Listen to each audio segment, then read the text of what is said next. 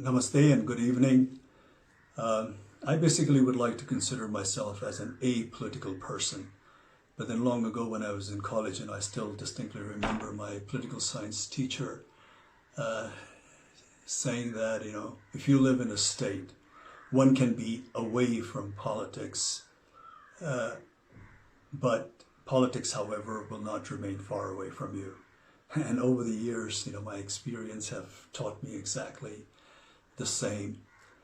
But the present issue that has engulfed Nepal, I somehow say that it is even beyond politics.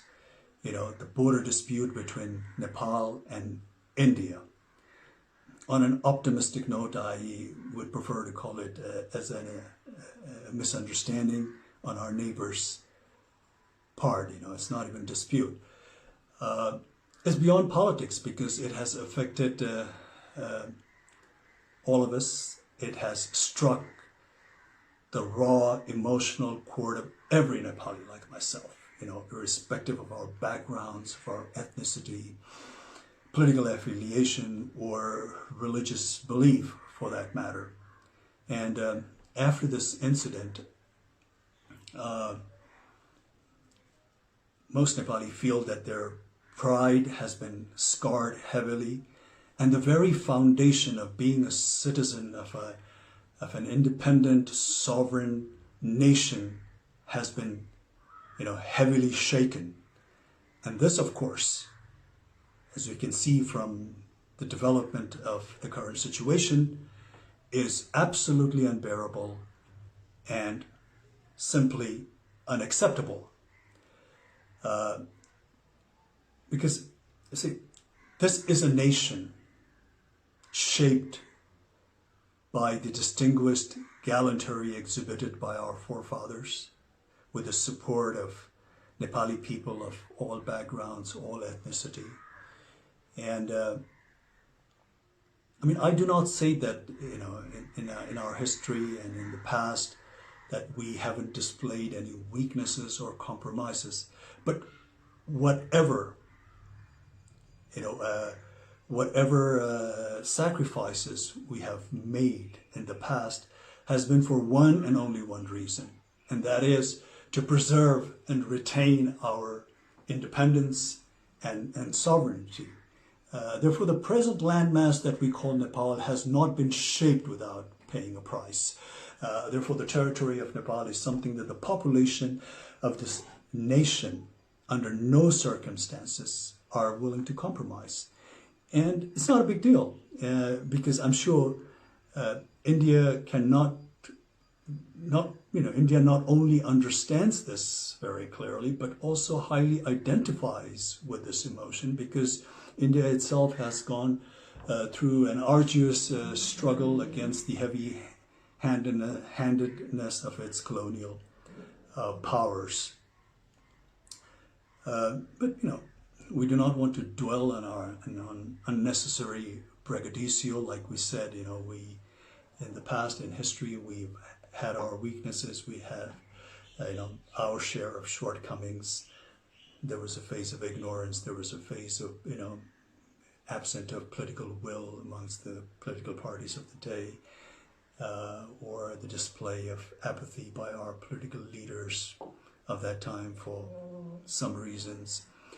And, the more than sporadic political and social turmoil over the years that took place in this nation, of course, has not been of any help. And also, not to forget, the friendly cooperation that we have extended to our neighbors, taken undue advantage of. But then again, now the time has, of course, evolved, the time has changed, and the population of Nepal, especially the youth, is of course not that of 1816 or 1857 or 1923, or for that matter, not even 1950 or 1962. The way the current scenario that has developed, clearly establishes that the population of this country are not going to accept any form of injustices lying down. Therefore, this time around, it's not even enough to appease the incumbent government alone, because this issue has been so passionately embraced also by the people of Nepal, that unless they think that they have been dealt justly and fairly, I, sadly and regretfully have this intuition that this bone of contention between the two countries is going to persist. And this sort of, a deadlock between two neighboring nations who for such a long time in history have shared common values, common culture, tradition, religious belief to a large extent, is going to affect not only the two nations concerned, but also going to hamper the progress and rob the much needed peace in this region. Therefore, in recent news, when I hear that, when India cries wolf vehemently, denouncing China, not showing respect to the sovereignty of India, and proclaims how China does not care for India's national or territorial integrity, it just seems like a case of pot calling the kettle black. And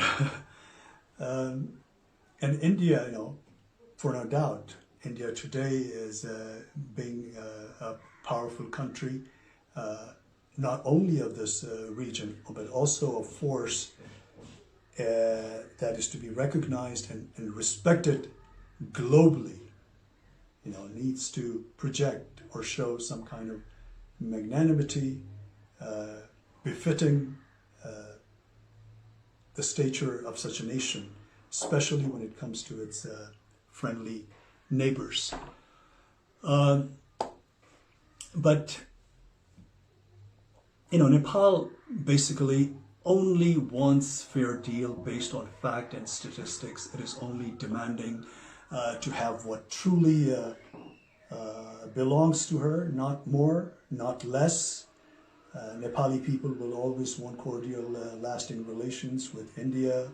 Whenever Indian government had extended some warmth of friendship, Nepali people have always reciprocated with open heart. I recalled the very first visit of Honorable Prime Minister of India, Mr. Modi, to Nepal as a Prime Minister. And the warmth and the fraternal affections and the goodwill was so infectious that Modi ji stepped out of his motorcade and went amongst the elated bystanders, to the bewilderment of 3 or 5 layers of security that was provided to him. The crowd not only spontaneously cheered and showered him with all kinds of praise, but treated him like a rock star. And to be honest, to be frank, I have yet to see that kind of reception meted out to our own leaders so spontaneously and voluntarily by the crowd of Nepal. But then again, unfortunately, the exhilaration met with an untimely death when Prime Minister Modi's government imposed trade blockade during the aftermath of 2015 devastating earthquake. This has left a deep wound, at least to this generation of Nepali people. Therefore, time and again, this untimely blockades and with lopsided treaties and agreements and unresolved border disputes and not to mention taking advantage of the weakness of our political leaders, has a repercussion of which, befalls this nation and its people.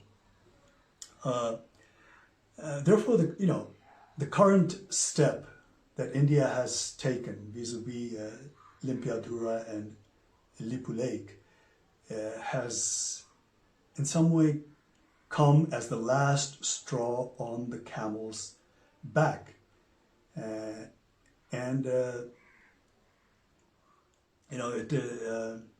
is not at all in the benefit of not only the two concerned nations, but also for the entire SAARC region, to say the least.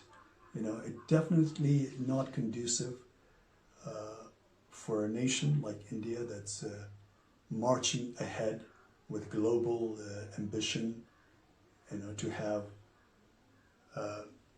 more than a share of neighbors that it has a hostile, relationship with. And the hostility looming in the air need not to persist, because anger and malice is going to take us nowhere. The consequence, of course, is going to be far more damaging for both the countries. And at this time of global crisis, in a pandemic like this, where the whole world is suffering, India, being a powerful country in the region, needs to respond to the need of their less fortunate neighbors. And this kind of action will only raise the level of India in the international arena to the next level. And as one Indian politician, a seasoned Indian politician, rightly foresees, India as a development power, and its rise is being linked to its ability to provide governance solution to the development needs to countries in Asia and Africa.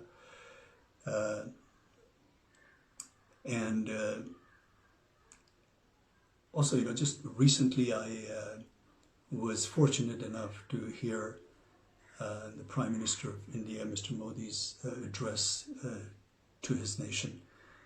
I think it was on the occasion of Buddha Jayanti, and he said something like, I would like to roughly quote what he said. He said, we should always work with a sense of service only.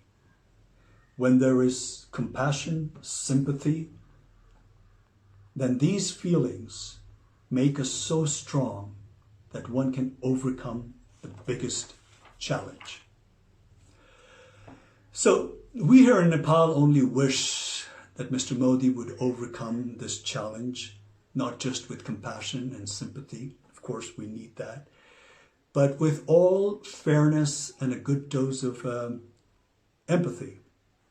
Because we here in Nepal take the border, like I said, misunderstanding on an optimistic note, on the Indian part, with great deal of regret, and ask to return what is justly belongs to Nepal.